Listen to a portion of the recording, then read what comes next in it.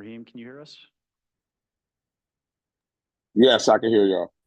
Okay. Yes. Okay, wonderful. Second item of administrative business is to announce that we did in fact have two executive sessions since our last meeting. We had one on the 6th of June, in which the board discussed labor negotiations and confidential HR complaints and received legal advice relating to risk management issues arising from the operation of the jail. And then on yesterday's executive session, the board discussed further labor negotiations and issues related to public safety. Moving along, item 2 for today, as always, is our public comment on agenda items. So we have 2 rounds of public comment. This round is for items that are specifically on our agenda. And there will be another round at the end that can be more generally about matters associated with the jail. So if there's a member of the public who would like to address the board now, please do so. Please limit your comments to 3 minutes or less, and please give your name and your municipality to start your comments. Are there any public comments at this time? Hearing none, we can move on to an approval of the May minutes. Is there a motion to approve the minutes? I'll make a motion. We have a motion. Do we have a second? Second. Thank you. Any questions or comments on the minutes before we vote? Hearing none, all in favor? Aye. Any Aye. opposed? Aye. Any opposed? The ayes have it. Moving on to an approval of the reports from May. Is there a motion to approve the reports? I'll make a motion to approve the reports. Thank you, Brian. Second. We have a couple of seconds. Any questions or comments on the reports? Hearing none, all in favor? Aye. From those are on hybrid? Aye. Aye. Okay, any opposed? The ayes have it. All right, we've added for this month a report by the executive director. So Ms. O'Malley? Yes. Hello, everyone. Yes, I've asked that we have a executive director's report added regularly to the agenda. We have had speakers come to talk about different issues. Some of our workforce have come to meetings to talk about their experiences. And I really want to show appreciation for that, the people that come in, that come up to bring up issues, and want people to know that we do listen to issues and concerns, things that are addressed. The work that we do as Jail Oversight Board is very important. We also take visits to the facility. We have a lot of interest in things that happen there, are invested in the safe and effective operation of that facility. Working with the warden very closely, we know a lot about what happens there, but it's also important for us to hear from other individuals and other sources, including some of the good work that's done by external organizations providing us information. But as a Jail Oversight Board, we also want to make sure that we're following up on those issues and asking questions and always looking to improve the services that are delivered there, make sure we're supporting the workforce that are working there, and again, making sure that facility is the best facility that it could be. I wanted to add an executive director's report because it is my responsibility as executive director to oversee the warden in addition to the Jail Oversight Board. So each month I do want to talk a little bit about specifics of what we are doing, the work that we're doing, but also making sure that people understand that we can't always share in detail the things that we do and the discussions that we have for safety, security reasons, and for personnel issues. So this month, I'm really just here to mention that I will be adding a monthly report that we do have during executive session, talk about personnel issues, some of the items that get mentioned here. We talk about with the warden, we talk about issues about ways to improve that, how we can support that, and continue to monitor things that are mentioned here and elsewhere that make sure that we have a good performing facility. And we will continue to do so. And while we won't be able to share those discussions in detail with people, wanting to make sure that they know that those discussions are had, that issues are looked at by this board, and again, that we are very vested in the successful operation of this facility. It is very important that people feel comfortable speaking to the Jail Oversight Board, whether there's family members of people that are incarcerated there, whether they're prior employees, current employees, management. Again, we need all perspectives to make sure that we are understanding this complex organization that is very challenging and that throughout the country we know are challenged by staffing issues and other issues. this facility in particular undergoing significant culture change and other changes within the last 2 years. And we are appreciative that that is challenging for everybody involved, regardless of the circumstances. And the idea that it's happening in a facility with such a tremendous responsibility and burden and technical requirements is even more challenging. And we appreciate everybody that has to work through that environment and make those changes, including a physical environment that we know, again, and we have mentioned and agree, needs to be improved. And it is why the county has invested over $40 million in changes that are going to be happening over the next few years. The warden is going to be including in her report some specifics on those projects. And as the Jail Oversight Board, it's our responsibility to make sure that the council understands what that investment means, meets the timelines that are put forth, that we do everything on our end to make sure that work gets done on a timely manner, in a quality manner, and a cost-effective manner, with little disruption to the workforce and the incarcerated persons that are going to be there. Again, those are our responsibilities and we take them quite seriously, and they are things that we check up on. So I don't want to take up too much time today because really this is something that I am glad to be able to be doing each month and really feel that it's necessary to represent what we are doing on an executive end to make sure that we are overseeing the work that's being done and ensuring, again, the safe and effective operation of the facility. So glad to be giving more detailed reports this month. Again, it's a little more brief, just saying that it's coming. But know that these discussions are being had. They have been had at executive session, and we will share what we can about what we know. So again, appreciating all the sources of information that we get and looking forward to sharing more information so we can let our community know, our employees know, and management know that we're here, we're understanding, and we're helping everybody to move forward and succeed. Barbara, I guess you and I both wear a couple of different hats. And if I were to sort of speak to kind of how I understand this addition to the agenda to be, it's that in addition to both you and I being members of the Jail Oversight Board, you also serve as executive director with direct managerial day-to-day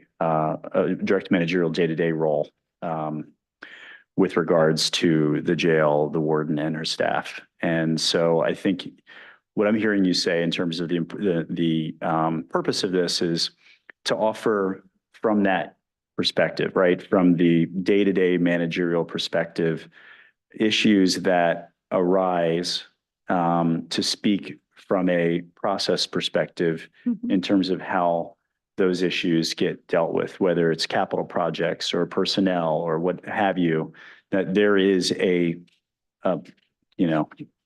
system in place, and to speak to that system.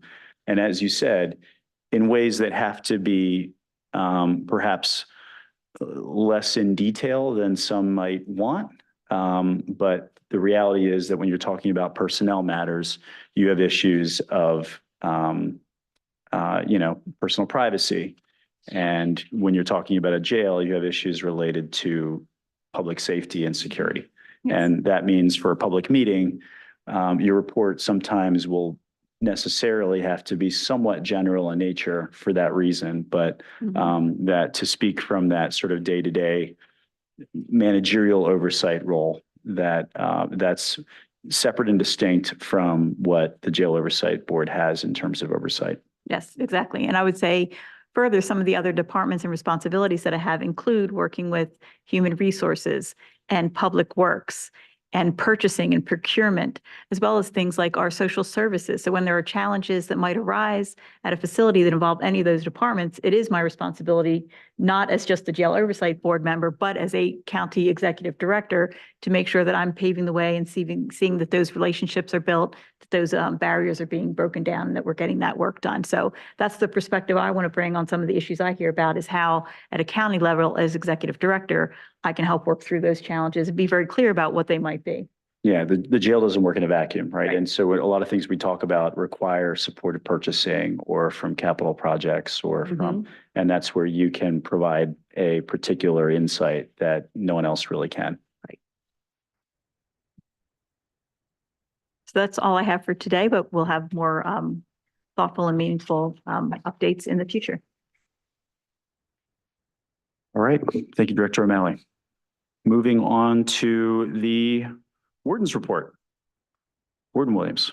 Good afternoon, evening. And Sean, I just noticed the clicker is not over here, so I won't be able to advance slides.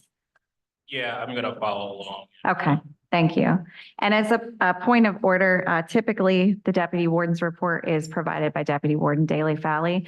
He is not present this evening, so I will pause in between as if I'm sending it over to him and then start that secondary report. And then we'll invite our program and reentry administrator, Ms. Shaw, up for her portion as well. So thank you very much. Sean, if you can advance to the first slide, I would greatly appreciate it. As always, our monthly statistics, I do want to raise awareness. Our population as of this morning was 1,243.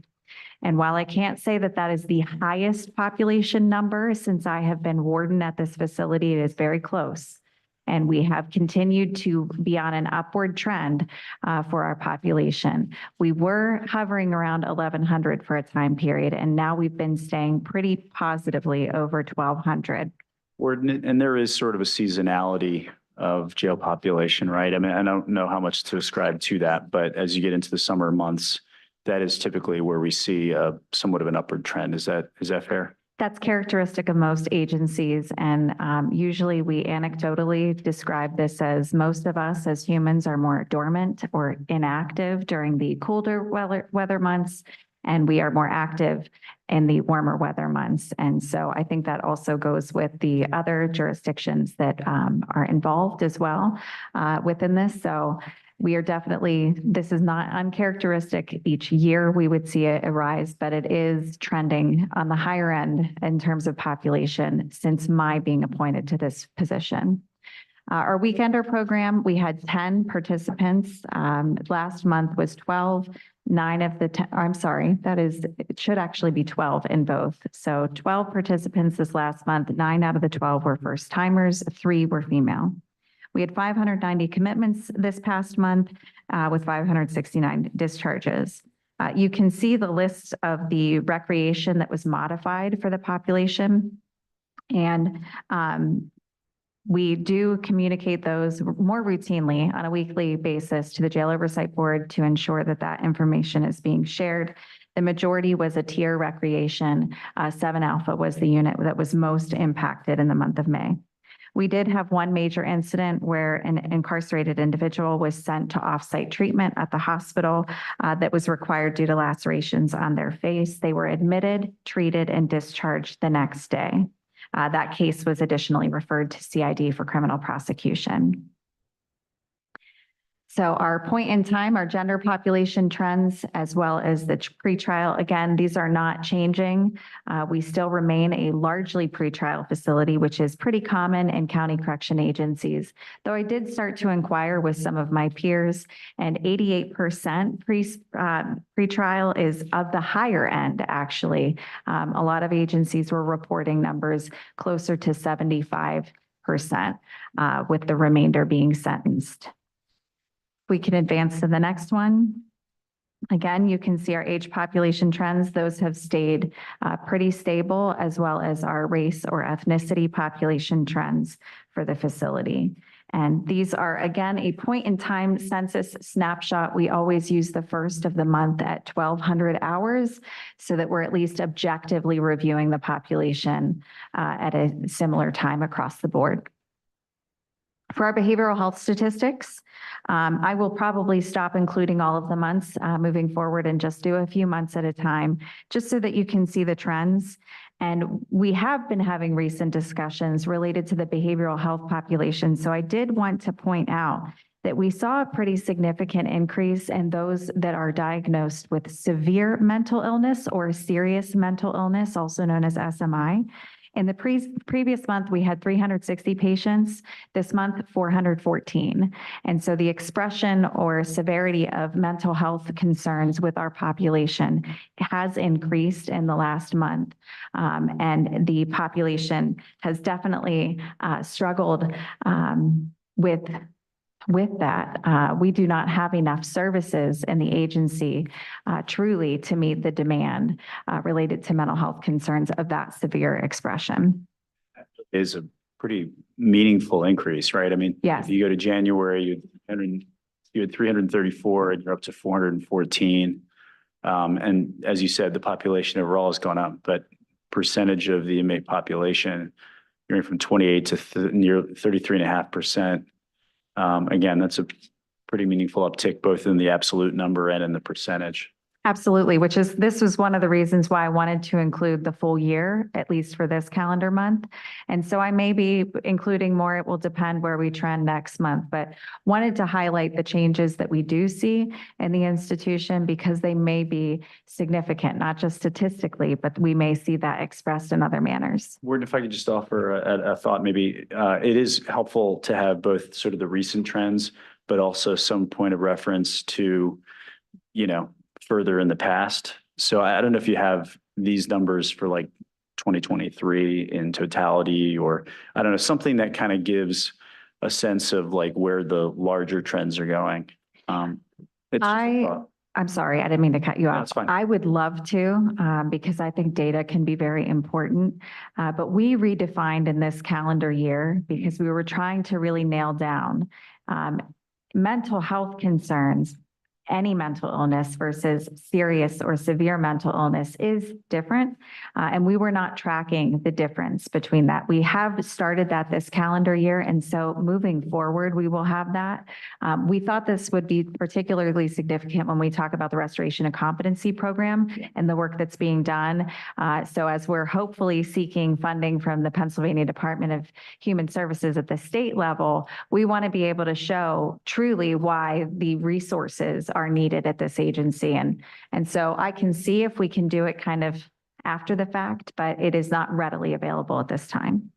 And then Warden, when looking at the increase, when we talk about the SMI, so an increase, 70 from January to May, I think, it's really important to point out that it's not just an increase of 70, but how much additional resources and concerns and incidences occur per, inmate sometimes that comes in on that or overall. So it's like, because if you look at a census and then say, 70 more, but when we look at this, specific population, 70 more creates a lot more stretched resources, like immensely. Is that correct? That is correct.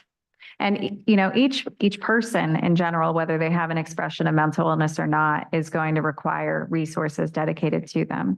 But particularly with individuals who have complexities, we're talking about informed consent procedures, medication administration, getting somebody to participate in treatment and care. They will have additional challenges potentially determined by their illness or the symptoms that they're experiencing, all of which must be managed to humanely care for and maintain that person's safety while they're in custody. And we see a lot of this while we have significantly improved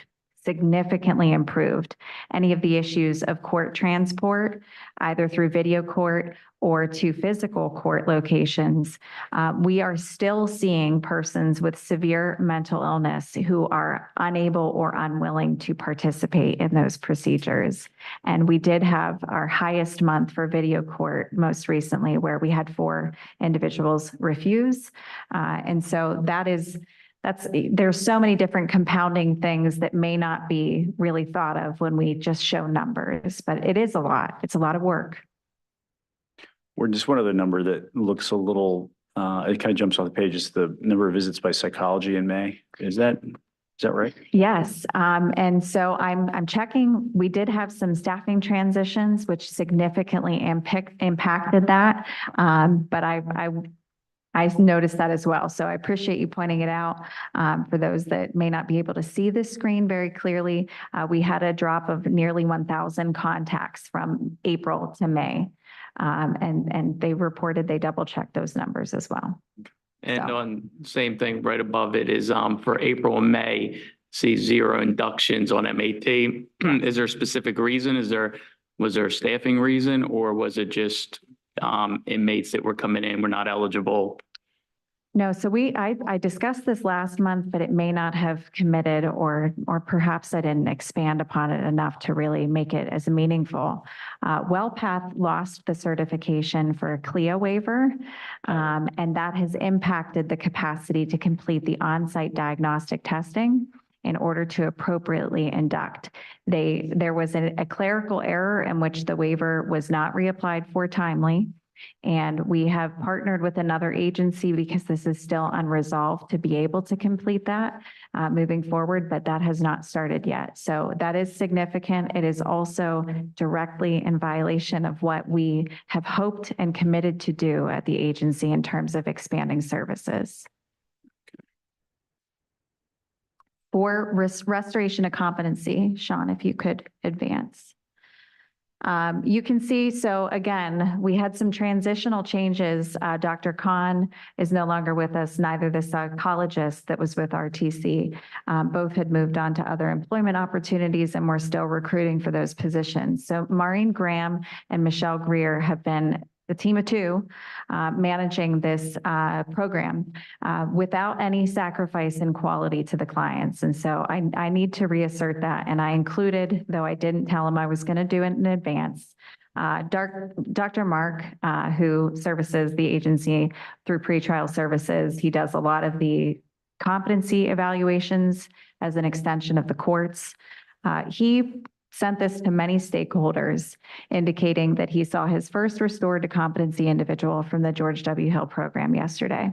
He had a diagnosis of an intellectual disability, and literature shows an expected restoration time of about 6 months. The George W. Hill program did it in 2 months. I just wanted everyone aware of the Herculean efforts that Maureen and Michelle put in.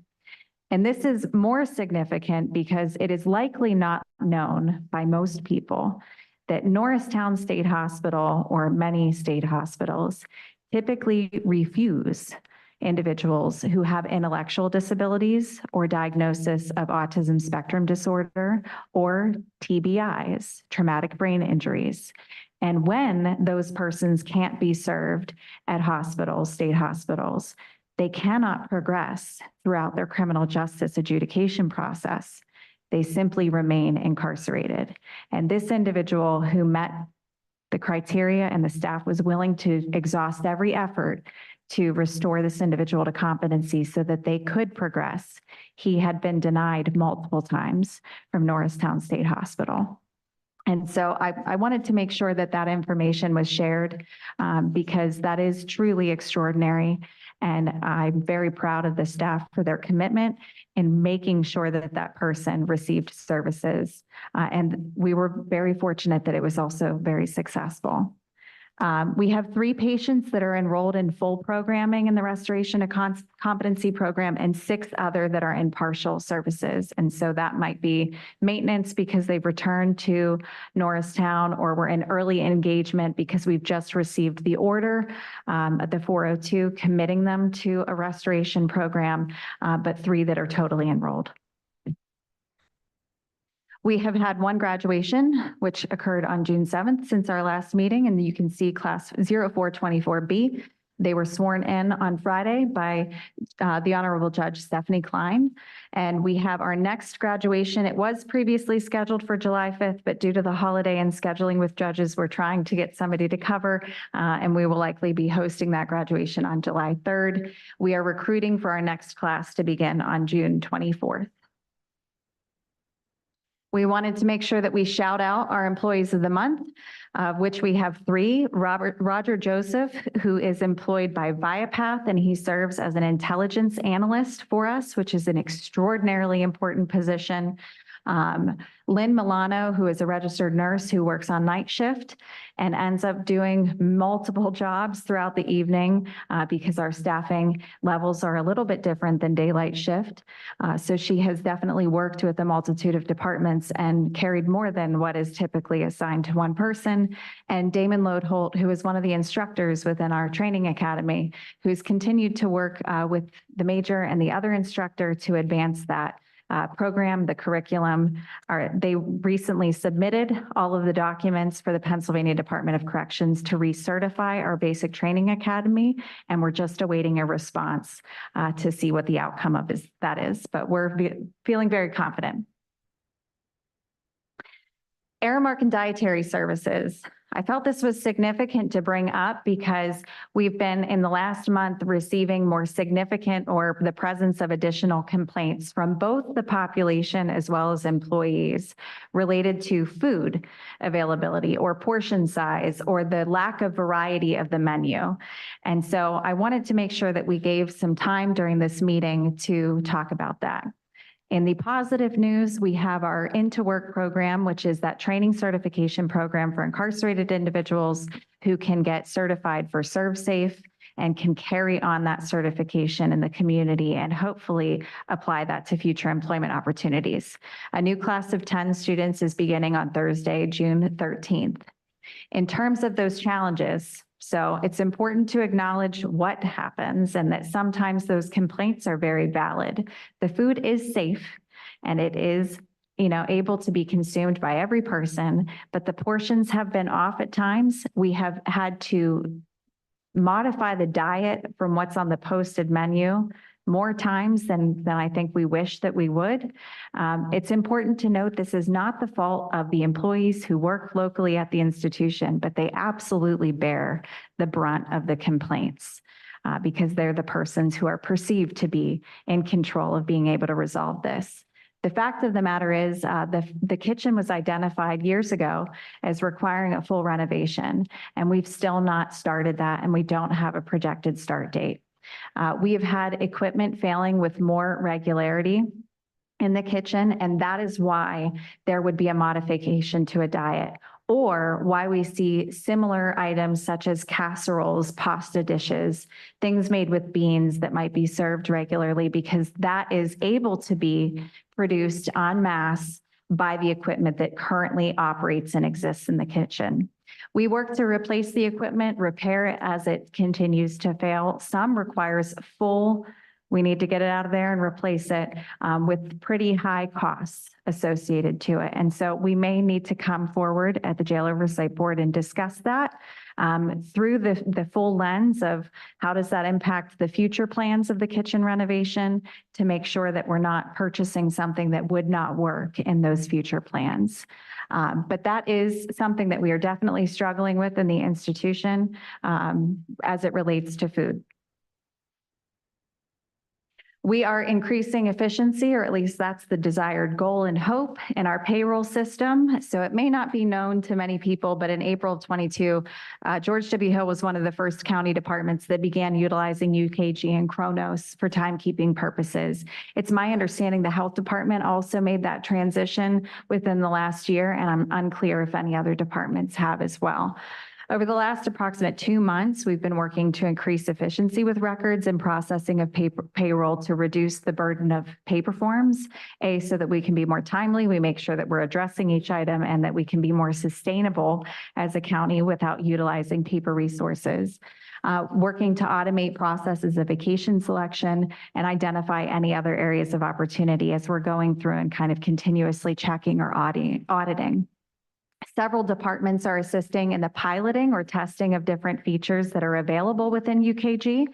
And we're doing that at their volunteer, request to try and help and assist and inform the system so that we can make those appropriate choices and develop policies in the future. The goal will be to increase employee access, meaning every employee will be able to access the web-based program with their login, and they'll be able to see the balance of their accrued vacation, sick time, et cetera, when they used. And if there's anything that identifies, oh, this might be an error in my paycheck, that can be addressed before we close payroll to make sure that we are not kind of going back through and the employee waits for a resolution at that time. So there have been a lot of people really excited about this and a lot of lessons learned already. I anticipate we're going to continue to have some bumps and bruises along the way as we learn the system, but overall, it's been very exciting to automate more processes. In terms of capital improvements and projects, so this slide is only revised a little bit from last month. So we did get an estimated start date of the project to replace the roof of the administration building, and that is August 12th of 2024. So we are working with Tremco and WTI for that project. They will hopefully be going to bid the work out and make sure we have all of the elements for that. The roof repair and HVAC replacement, please go back, Sean. So construction is anticipated for 2025 due to lead times of materials. For our electronic security and surveillance project, we've had a meeting on May 23rd, and we did a walkthrough on Friday, June 7th to discuss with BSI, which is the construction management firm, to make sure that we have a clear understanding of the scope of work. They will be bidding and advertising that project out to find contractors and subcontractors, hopefully very soon. And then the kitchen renovation. Sean, you can advance. Well, Go ahead. If you go back for a second. So with the electronic security and surveillance, the reason that time frame is so it's going across 24 to 26 is that it's really block by block, right? Is that kind of part in the logistical issues associated with having to go into cell blocks to do the renovation work?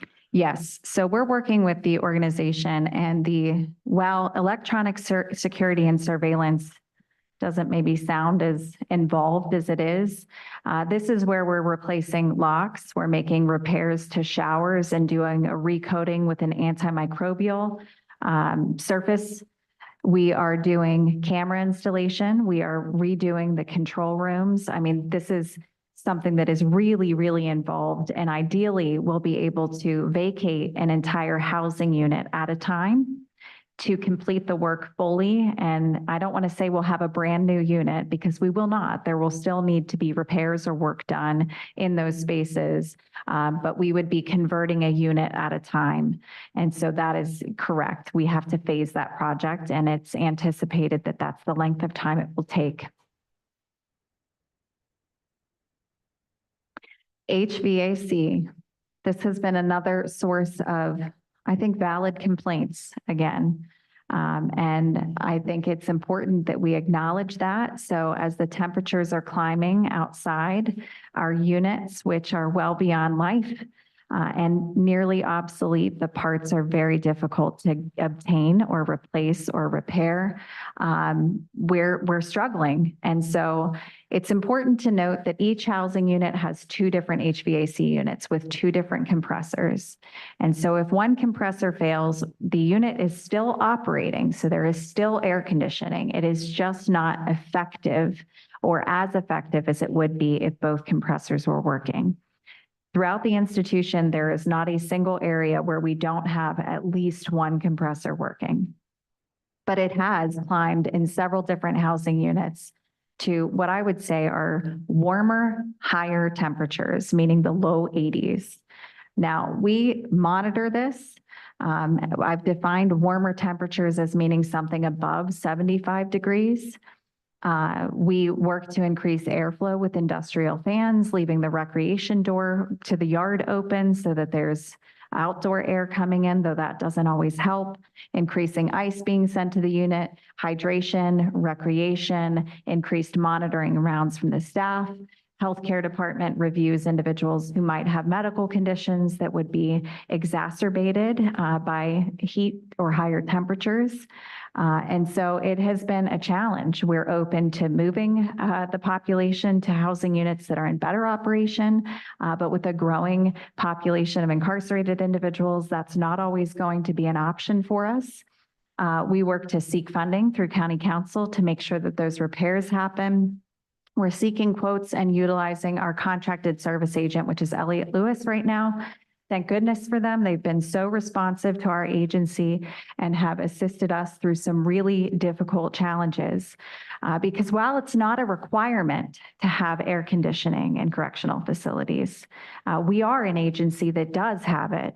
And I think that there are a lot of benefits to environmental or temperature controls within correctional agencies. And so we strive to make sure that we're meeting those standards. And Elliott Lewis has done their best, as well as our internal maintenance team, to make sure that those are always up and running. We currently have 2 units at 7 and 8 that have compressors that are down. The anticipated costs, though we don't have a full quote because we're trying to seek still which parts are going to be needed, will be at least $55,000 to get these units fully operational, with an additional charge for the use of a crane. And hopefully we would be able to use the crane one day, so it would be one charge, but there's a possibility that we would not. And one of the hopes that I have with this slide is that there may be a consideration for action from the JOB. I commit that I will always keep you guys informed about what these financial burdens and costs are, but there has to be an acceptance and acknowledgement that these are going to continue to arise until we fully replace these units. And that when these expenditures come in, we'd like to expedite that through the purchasing process with the oversight of the executive director to simply resolve it. And so my hope is that we can commit that to action today with the motion from the board. Thank you, Warden. So, I guess there is the county's policies around approval of costs in excess of $25,000, which will continue separate and distinct from the Jail Oversight Board's involvement there. I think what we could do here is really, as a board, opine on supporting emergency actions associated with these repairs so that there's sort of a standing perspective from this agency without the need to have every single time there's an emergency repair necessary around HVAC, an emergency meeting of sorts. Does that sound right? That's what I was hopeful for. And I can still report on anything that we do follow the process kind of after the fact. Yeah, and real time, frankly, through email, right? Yes. We can, when there's something that goes down and the Jail Oversight Board is in need of, the Jail Oversight Board can be informed of it. Mhm. And through that can have the opportunities to ask any questions they might have, offer any input. I don't have any problem with that. I think it makes sense. But I open, to thoughts from the board. I think we're all pretty aware of the ongoing issues with the HVAC system until they're fully repaired and replaced. Yeah, I think that it's important to come up with a plan, as the county took over, George W. Hill, was to address, living accommodations such as this.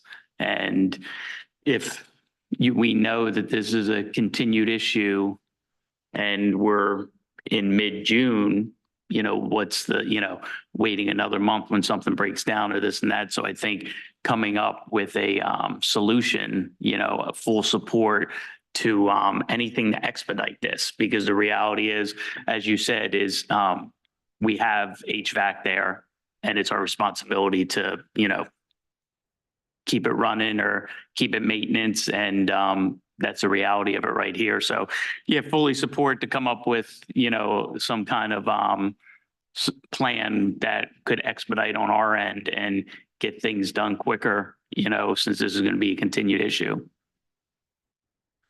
Carlton, we may ask for your help in crafting the right messaging, our solicitor, but perhaps it's something about the Jail Oversight Board supporting the jail's advancement of emergency repairs associated just with the HVAC, Yes. with HVAC issues, provided that the board is made aware via email when there is a particular need and what the proposed solution is going to be. Something along those lines. Is there anything else that folks would want to add or amend to that? Carlton, did you have any thoughts on that motion? Do you want to go to the, no, you're good with it? Okay. I'm good with it. Okay. Okay. Sounds good. All right, I think my wording was all right there and it's now on tape. So does anyone need me to repeat that, or can someone make a motion I don't know if this cleans it up, but is it the Jail Oversight Board offered a standing approval for the jail to seek through the prescribed county procurement process for emergency HVAC repairs without interference or delay upon notification via email from the warden. Yeah, upon notification of the issue and the proposed solution. I'll make that motion. Second. Motion is second. Any further questions or comments on the motion? Hearing none, all in favor? Aye. Aye. Aye. Any opposed? The ayes have it. Raheem, I don't think I heard you. Was that an aye on your end? Yes, aye. You hear that, Kevin? We got you. Thank you, sir. Okay. All right. Okay, thank you very much. And Mr. Corson, to speak to the long-term project, the project is being bidded through WTI and Tremco. It is believed that we will hopefully arrive at an award for the entity who will be responsible for the roof repairs in the secure part of the facility, as well as the replacement of the HVAC. It's still not targeted to start because lead time for the HVAC units is approximately 12 to 14 months away. So we'll need to do these repairs even beyond that point, because again, when we talk about the phasing project for the security systems, we're going to have to do the same thing where we're vacating housing units and we're repairing the roof and putting a new HVAC unit, making sure that's fully tied in with the fire suppression system, et cetera, and then re-inhabitating that unit. So it will be likely that this may still continue for quite some time. Moving forward with some of the more, the details of this larger phasing project. So it's been some months, but Public Works has already reported on a number of these items, and this is included within the scope of the work. So the locks will be replaced or repaired in some instances where they're not being replaced. Throughout the institution, in the interim, enforcement of policies and procedures is continuing and must continue to improve. When doors are unsecured, there's an opportunity for jams or lock manipulation that may require repair or full replacement. For our control systems, the master control, the equipment is obsolete. It is the original equipment when the building was constructed. And so we need to fully replace that. Same with the unit control panels, with the exception of Unit 10, which was constructed at a later time. All of the unit panel controls are the originals that were installed when the building was born, and again is obsolete and needs full replacement. Outdated electrical systems. So though we didn't have that identified within the last calendar month as impacting our recreation, it certainly had in April, and I believe in May as well, where we were losing lights in some of our housing units due to this outage. And until it was resolved, we were on a modified recreation. Our showers, the walls are deteriorating in some places due to a lack of ventilation, the humidity, and so that just has some corrosion in those areas, requiring very frequent repairs from our maintenance department. When that does happen, we shut down that shower until we're able to get that in working condition. Though the showers are cleaned frequently, the poor ventilation lends itself to a satisfactory environment for the breeding of mildew or bacterial growth. And so those require additional attention with the chemicals and the plumbing issues within the institution. Our maintenance department is right now the entity that is most responsible. And similarly to how I talked about Airmark, they wear the burden of this building on their backs and their shoulders, doing the absolute best that they can. There are 4 full-time vacancies within the maintenance department, and they're working at a deficit because the agency hasn't been fully resourced for the deferred maintenance projects. So they stay on top of absolutely everything that they can, addressing work orders and making sure that when we can't do something internally, that we're utilizing one of our contracted partners to make those areas safe and operational. And then the final slide for my presentation is related to the typical reporting of cost recovery items. I will hopefully have a presentation next month related to the opportunity to purchase some books within the facility and maybe some other program recommendations in order to start utilizing some of the inmate welfare funds without utilizing additional county general fund. Warden, just I think to go back to the capital projects, and this is kind of a recurring theme. I think those who have continued to follow the circumstances around the jail know that these are projects that have been long overdue. I think what I would add is that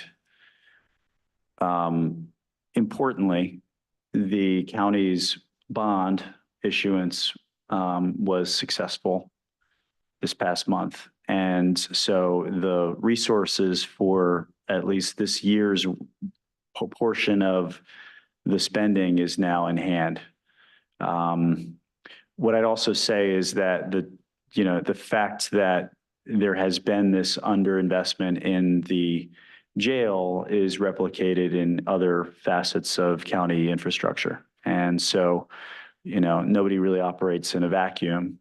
And this isn't in any way to excuse the fact that these projects haven't happened quite yet, but there is a lot that's on an also overburdened and understaffed facilities team for the county. So I will tell you that, and I think you know this, and the public ought to know this, that the jail is a priority. The infrastructural needs here is a priority for county council and for the county. It is at the top of the list, but it's not the only thing on the list. Mhm. And so these projects can't happen overnight. I think we all, myself included, feel frustration with the pace. We want to see all of these projects started and finished ASAP, but they have to happen within the overall context of other portions of county operations that have a similar need for immediacy.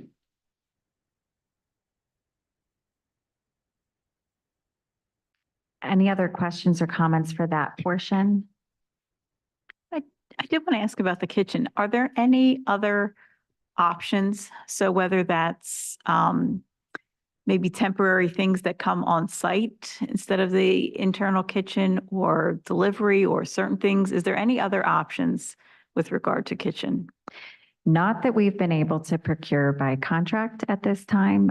There was a brief period, I think you may all recall, when we replaced the floor, we had to make those repairs to be in compliance with Title 37.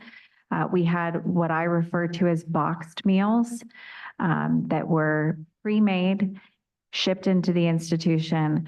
But when we talk about variety, it was nearly the same thing served. And so that was for a very short duration. But it is very difficult when you think about the volume. Mhm. And so it's approximately 3,600 incarcerated individual meals each day, plus around 400 plus staff that are able to eat on site. And so it is a huge volume to be produced and served en masse, which is another limitation or challenge that we've met in trying to find other resolutions. These aren't impossibilities. We've just not been able to fully break through yet. Mhm. And again, any choice we make has a significant financial implication, and we do not have an open budget to be able to make some of those decisions. The Warden, going back to the behavioral health, I know you said utilizing another outside agency for the being able to induce people on MAT. Is that something that has started now or is going to start shortly? We're in contract for methadone services with a provider, and so they will be doing the diagnostic work for the inductions. That does not imply that they would be doing methadone services. It could be an induction to methadone. They're also a buprenorphine service provider as well. And so we've had the contract through WellPath. It just has not been executed yet. And, obviously everyone makes mistakes, but getting that CLIA recertified is a very simple process, something that I'm familiar with. And I mean, as we contract with them, I mean, how do we hold them accountable for that, being that, as you identified earlier, that has dramatically affected, one of the missions of a major accomplishment that we've done here because someone really dropped the ball on a simple check a box and send a check. So I'm just seeing where that falls into line. Contract compliance issues are under review with the solicitor. Okay, thank you. Mhm. I had a question. This is Mr. King. Hey, Mr. King. How you doing today?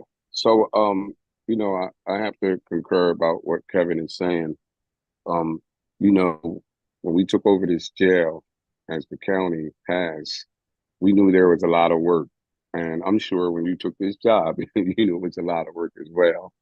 I'm just always concerned about us being transparent with the county, who people are inside that prison, their loved ones, and the residents. How much do we let our residents and maybe or employees know about the progress of what is being done about the jail, right? And this is a two-part question. And the reason why I ask that is that sometimes when people complain or concerned or have an issue with something, rather they're a resident or an employee, most of the time, from just my experience, from learning a lot, even being on this board and just in this whole fashion of work, is that because there's no information. From some of the concerns that I got from residents and from parents of loved ones of residents, is that, they feel like they don't know anything about anything. Now, we have jail oversight board meetings once a month. A lot of people really don't get on these calls, and some people do. Is there a way that we do communicate with them? Is there a notice that they get, or is there another way that they can find out what is the progress, right? And what isn't the progress, and what's not going to happen right now, and how long something take? Is that something we can do, as a I guess as a group, as a team, right? Because we're all a team. So people can feel like that we're being more transparent. Because it was one of the biggest things that we said that we were going to do, and I can specifically speak for myself as well, is to be transparent to our community. I don't want to sound like I'm in disagreement, but I think that the information is reported at jail oversight board meetings. And I've made a commitment, especially over the last couple of months, to do more detailed reports with capital improvement. So I don't know if transparency is the issue, but more efficiency in communication or outreach, which is, I don't know what additional outreach. When we have these meetings, they're publicly available. They remain on the web, and so they can be accessed at later times. In terms of the actual population, there's so much communication that happens in that institution. And it is much, much easier to address things that we have identified as a problem. We know what the solution is, and we have a deadline or a timeline in which that's going to be enacted. And so I can say Unit 9 needed repairs to their HVAC units, and we had known that, and we had secured the funding for that, but it was not immediate. It was several weeks until that was able to happen, but the population and the staff had been informed, and they knew what the progress was. It doesn't mean that they weren't frustrated with that timeline not advancing as quickly as they would like, but the information was available. Same with Unit 10. There was quite a few frustrations on Unit 10 by both staff as well as the incarcerated population. And again, validity to that. I was there as well, and it was warm. It was very uncomfortable. And so again, when we know, or when we as the agency can control or influence, this is something within our autonomy and power. We work very hard, that's my belief, to communicate the commitment to action and what that's going to look like. The challenge for these larger projects is that they are still so abstract and what the timelines are. And we've been talking about them for the duration of my being at this institution and in this position. And I don't think that people are willing to accept we're doing this. It's a future thing. I think that the public, the incarcerated individuals, and the employees want timelines and schedules and deadlines, and they want to see action. They don't want discussion. They don't want preparation and planning. They want action. And so that is something that I think is a difficult balance. And as we have the information, I think we will continue to get that out. But some of the larger projects, we do not know when they will start. And that's what I've just reported on again this month. Yeah, Thank you. I concur with that. I mean, look, I think we are being literally, as we speak, transparent. These meetings are intended for the public. As the warden said, they're published on our website. They're available in person. They're available online. They're recorded. I think it's not necessarily a shortfall in transparency. As you said, Warden, I think it's just that people want to hear a different answer. They want to have more specificity than frankly exists internally. So, you know, we are communicating what is known. And as it relates to the employees, I guess the only other thing I could think of is the employee newsletter that you started. I don't know if in there you provide any progress updates around capital projects, but that's a possibility. I can as soon as we have some of these timelines. So while I announced it tonight, because I just got the information about the roof for the administration building, that will be something that goes in, and these larger projects, the employees should be receiving in the newsletter. Those more immediate resolutions that need to be met, that is discussed pretty actively during shift pass off or roll calls with supervisory staff as well. Those email communications are going out consistently from the operations department, from our maintenance team to provide in the moment updates to our sergeants and lieutenants who are able to then pass that communication along. I do think too, though, sometimes even if there isn't anything new to hear, not hearing anything can be frustrating. So even just knowing things are the same sometimes, I know that's not what people want to hear, but sometimes that is accurate. And that is what the update is that there is nothing new. But to not hear anything, sometimes people interpret that as it's been forgotten about, or we're hoping people will forget about it. So if we could find a way to message updates that even if things aren't moving, even if it's that we are still waiting with, or this contract has to be approved, or we're still assessing information to issue a bid. I mean, the good news is that the money is here. I mean, that is a significant difference from previous years, is when, plans without funding. There is funding now, and I think we will see some more definitive progress. So I think we can share things. And the other thing that was interesting about what he said was about families of incarcerated persons. We do have a lot of space in the visitors area. It might be nice to have something. We could even have kind of a picture thing or a larger thing, or some sort of newsletter for visitors in terms of the facility and what to expect and what you're seeing. So it'd be interesting to have something that people could grab on their way in or way out. So as they see things, they kind of know things, or as they hear stories from family members or people that they know, they can understand that the plans, the county is aware and the facility is working on some of these issues.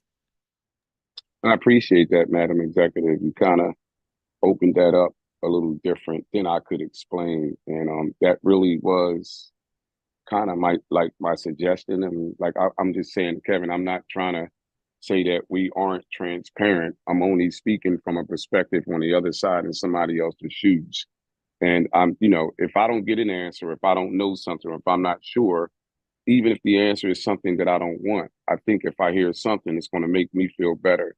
The reason why I'm posing these questions and these kind of things that I'm saying is because, people get frustrated about little things and small things.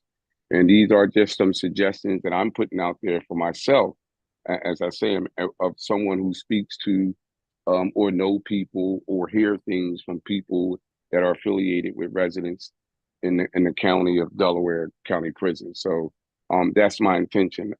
People like to just know. It's not about hearing the right or the wrong answer. I think we could be a little bit more open of saying we want people to know that we hear them. That's what this is about. If people feel like, that we're not hearing them, or they don't have a space or a voice, it makes it look different.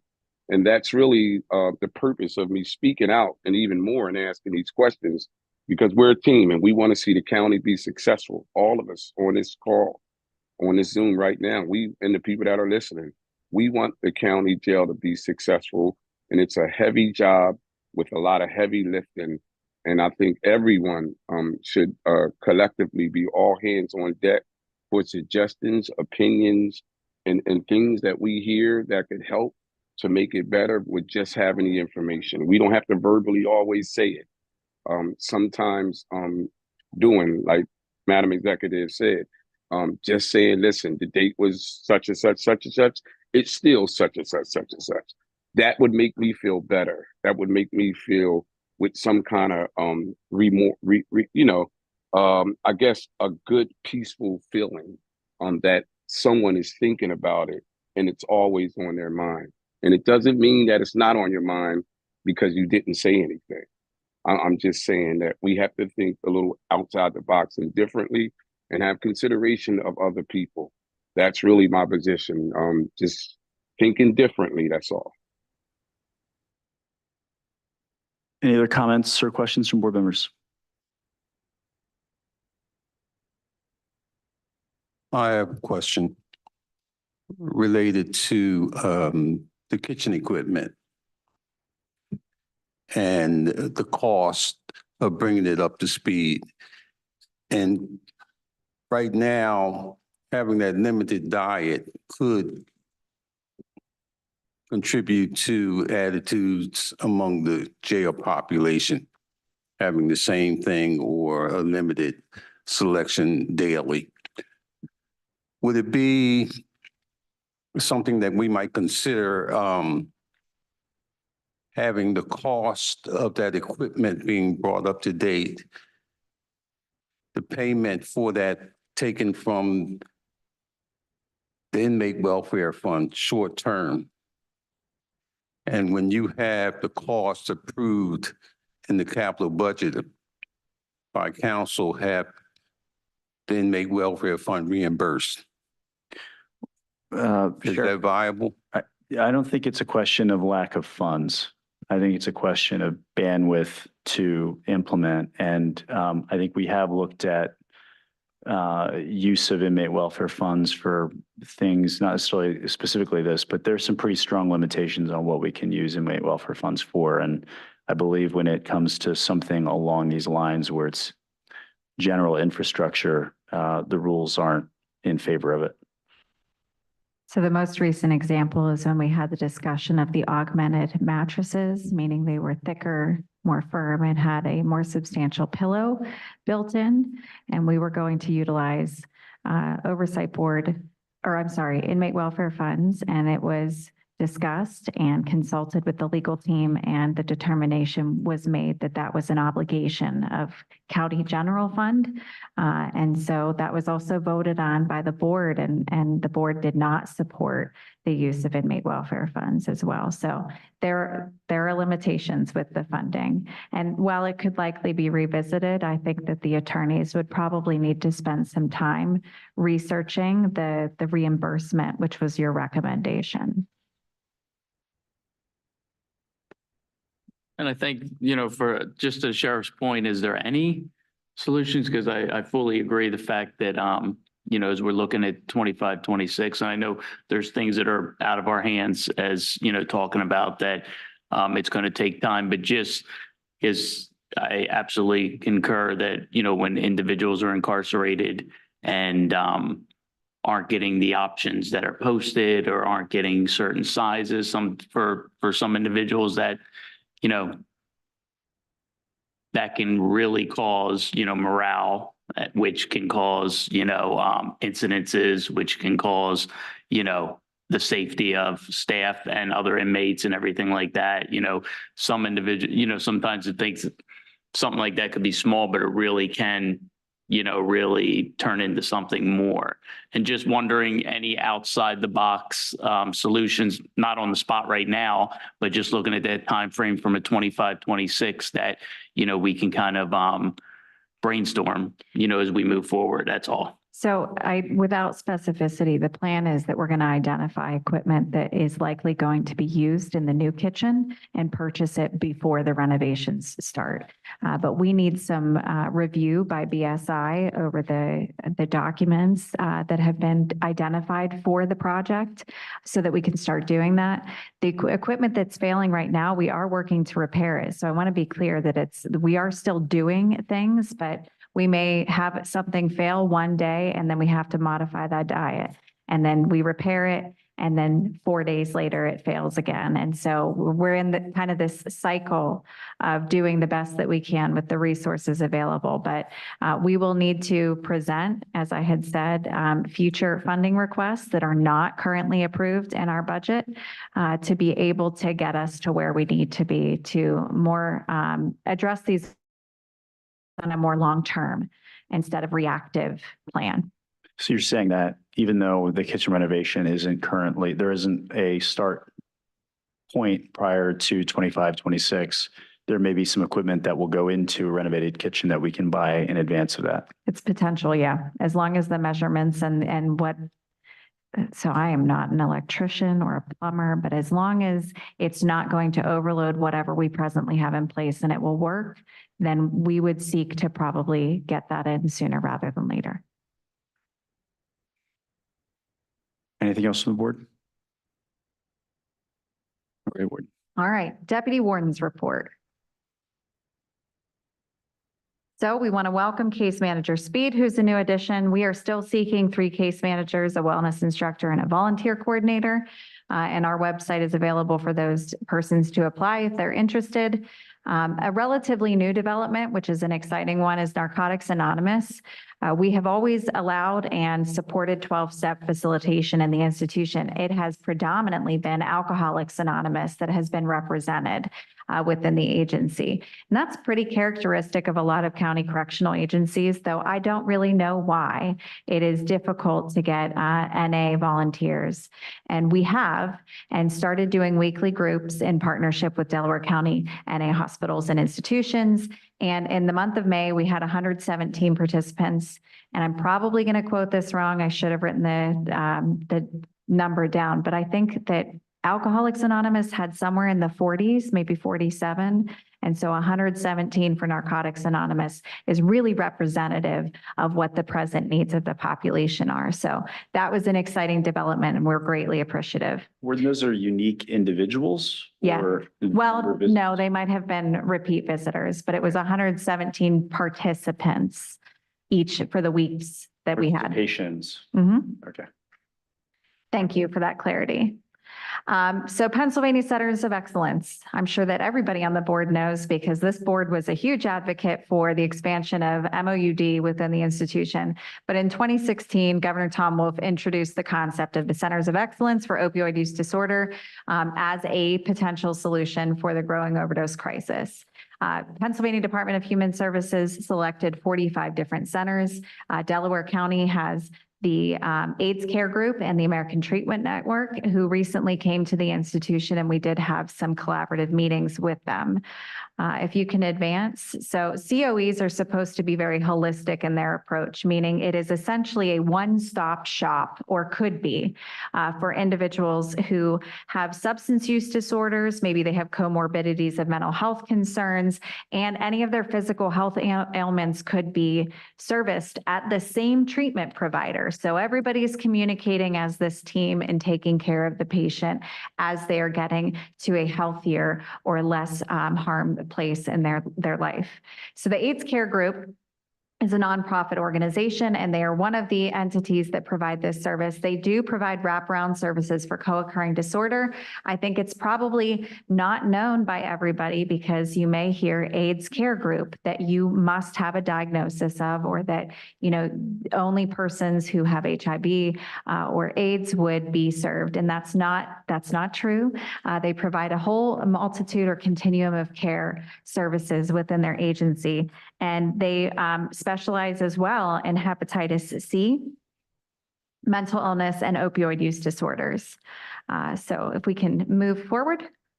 The American Treatment Network, again, a center of excellence. It's an integrated healthcare to provide for both physical and behavioral health needs in one location. They provide both intensive outpatient, so that's what IOP stands for, which is usually between 3 to 9 hours in a week. PHP stands for partial hospitalization programs, which means that you're still on an outpatient basis, but you are reporting to that treatment center likely 5 days a week for individual and group counseling services and any other appointments, as well as MAT services. Go ahead. And then, so this is something else that we wanted to make sure that we notified the Jail Oversight Board.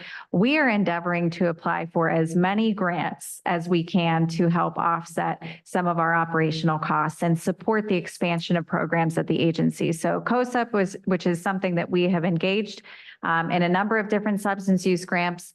They are allowing for reapplications. So we are seeking to reapply over the course of 3 years. It's 1.6 million that could be awarded en masse. We plan to utilize this funding to expand the current staffing levels. And I know we've spoken about this before, but Demetrius James is not a one-man show, but he's essentially, been operating or carrying the weight of that program independently. And so we have an MAT nurse and we have physicians. We really want to grow that to include more counseling services, which is something that I think most board members consistently heard during their visits. We need more. We want more engagement. And so if we're able to secure this funding, it will allow for that. Sean, if you could advance to the next slide.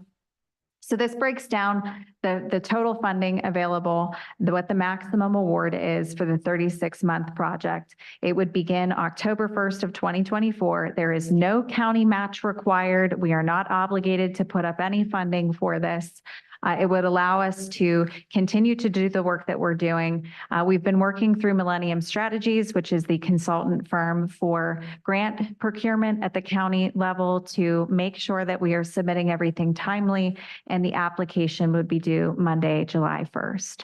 And so we wanted to make sure that that was known. And if the board had any objection, we of course would listen to that, but hopefully there's full board support for us to continue to move forward in that application process. And then I would like to pass this over to Ms. Shaw, our Program and Reentry Administrator, for the next 3 slides. Thank you.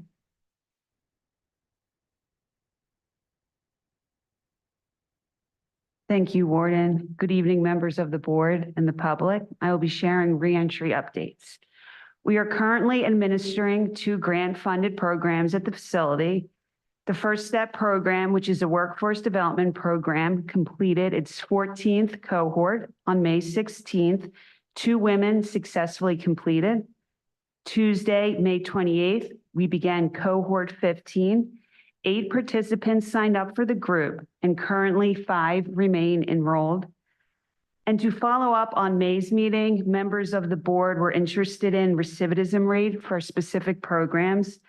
And before providing the recidivism rate for the First Step program, it's important to note that the program initiated in November of 2022 and has been ongoing for the past 19 months.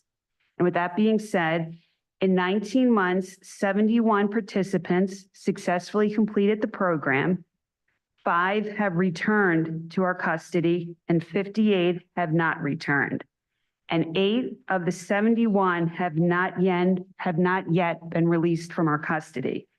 And given this data, the First Step program has a recidivism rate of 8%. And lastly, we are still waiting to receive official approval of the grant extension. We are hopeful and will know by June 30th. Our second grant-funded program, the Delaware County Reentry Program, which provides extensive reentry service 30 days pre-release and 60 days post-release, currently has 13 participants. 3 new participants were added in June. Public Health Management Corporation, who administers services, connected with our team of in-house case managers. PHMC's 2 additional case managers and peer specialists completed training in May and are currently seeing clients. And when speaking about the Delaware County Reentry Program, it's significant to recognize the Office of the Public Defender and Probation and Parole as they refer clients to the program. The Maternity Care Coalition, which provides individual support for pregnant women, new moms, their babies, and their family, they were on site May 7th to engage with the female population and enroll new participants. 10 new clients enrolled in the service and receive bi-monthly support. Support and service is available post-release, and many of those released are utilizing that service. Upon completion of volunteer training, MCC will administer a women's parenting support group. The Delaware County Veterans Department, in collaboration with the Delaware County Workforce Development Board, continues to visit the facility to enroll participants in the Veterans Employment Project. The Veterans Employment Project offers support and service to veterans and their spouses to help them secure employment and assist with other reentry needs. 8 veterans received service in the month of May, and enrollments will continue until the end of June. Concluding reentry updates, Widener University facilitated 2 financial literacy workshops, 26 participants in total. Thresholds for the month of May had 14 participants. Reentry case manager, Ms. Delvasecchio, provided resource packets and reentry planning to 14 sentenced individuals released in the month of May. On site, we have 2 drug and alcohol liaisons, which is an extension of the probation and parole department, who solidified 75 releases to inpatient treatment. This is the 2nd month in a row they facilitated 70+ releases to treatment. Ms. Roberts and Ms. Jacobs work diligently and have over 20+ years of expertise in the field.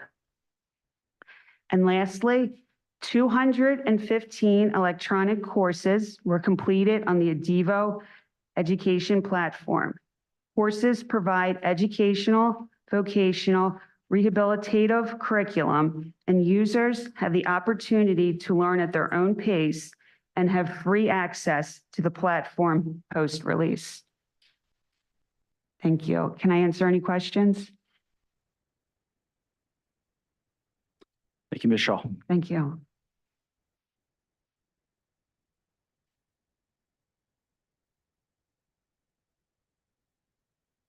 All right, moving on to any new business for tonight. If not, we'll move on to the second round of public comment. Is there any member of the public who would like to speak tonight?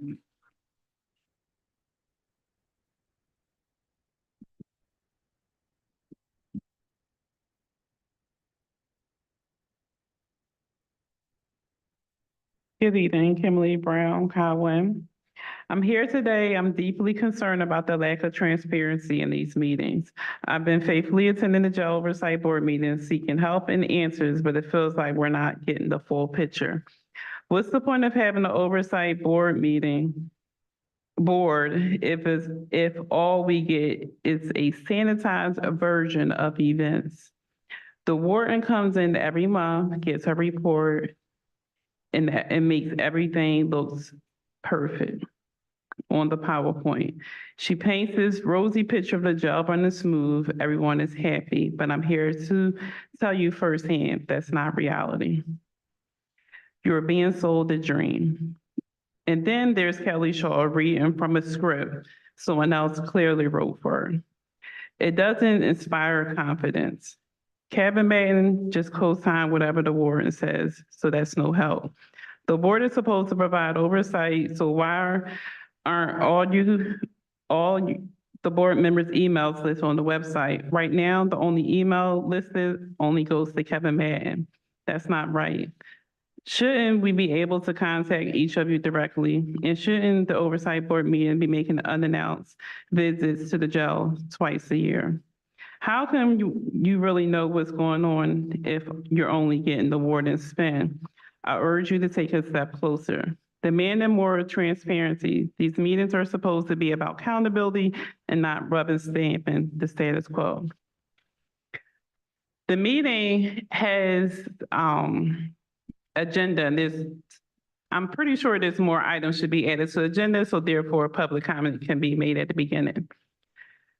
Executive Director, at the county level, what can you do about an employee that was assaulted by another employee? Assaulted by another employee, and that same employee tried to assault another employee last Friday. I'm calling for help, calling for you to step in. Mr. Brian Carson, you mentioned about the MAT program. The MAT program is a drug program, and we feel like we are illegal drug dealers in the prison. The MAT program is on Unit 4, which has so many traffics coming in and out. And the MAT program is on other units as well. We need to find a way to put it on a separate unit where no one else can walk on but the MAT program. Everyone in the jail is high off of the Suboxones, the K2. There's a lot of drugs going. Board members, I'm asking you to step in and be the board members you signed up to be. Thank you. Thank you, ma'am. Any other public comments for today? Any board member comment? I'm not going to respond to everything that Ms. Shaw, I'm sorry, not Ms. Shaw, Ms. Brown said, but I will point out for those that aren't aware of it, that the Jail Oversight Board email address is publicly available on the website. And that goes to all members of the Jail Oversight Board. Let me just finish my sentence. And that there is unannounced visits that occur, and those reports are on the website. I'm sorry, was there someone else? No worries. Okay. Okay. My name is John Robinson. I don't live in the county, but I work in the county for an organization called Child and Family Focus, the prevention education program specifically.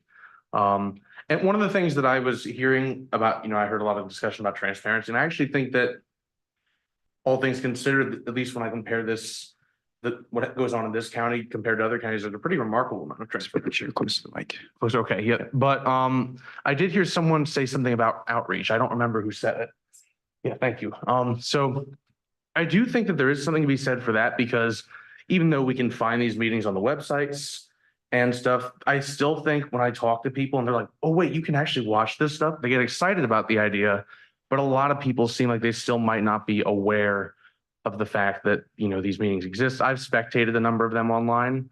This is my first one in person, outside of the juvie board meetings. But yeah, I just wanted to see if there could be more ways that we could think about spreading more awareness about the fact that this is available for people to watch, especially since there does seem to be a public interest. Thank you, sir. All right. Any other board member comments for today? Hearing none, I'll entertain a motion to adjourn. Motion? Aye. Is there a second to the motion? Second. Okay, all in favor? Aye. Any opposed? We are adjourned.